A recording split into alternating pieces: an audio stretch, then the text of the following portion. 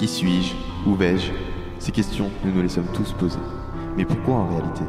Pourquoi a-t-on besoin d'accomplir cette quête, tous autant que nous sommes?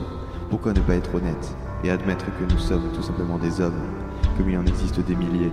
Je pense que c'est justement ce besoin de nous différencier qui nous motive à nous questionner, afin de découvrir pourquoi nous sommes nés.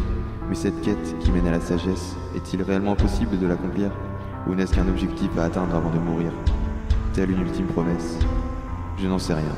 Parfois, je me dis que tout cela est vain et qu'il est utopique de penser pouvoir atteindre ce Graal philosophique. Mais malgré tout, j'essaye encore, tant que je ne suis pas mort. Je commence par chercher des réponses dans mon passé, mais je ne sais pas où commencer. Plus je cherche et plus je me dis que c'est insensé de savoir qui je suis maintenant, à partir de ce souvenir que le temps a en partie effacé.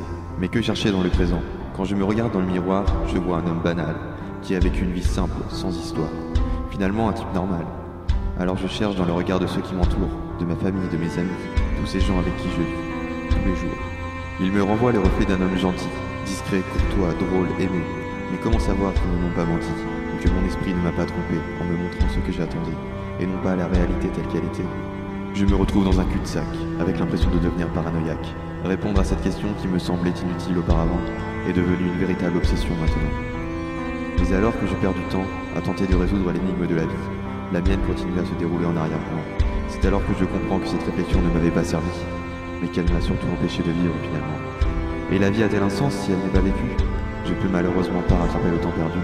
Je décide alors de croquer la vie à plein temps, et je laisse le futur décider de la manière dont je vais exister. Quand j'aurai plus de recul dans quelques années, quand je n'aurai plus rien à faire à part me remémorer cette vie qui sera à ce moment bien entamée, j'aurai tout le temps de reprendre cette réflexion, et sans toutefois trouver une réponse à cette question, j'espère au moins être fier de l'homme que j'aurais été, et surtout ne rien avoir à regretter.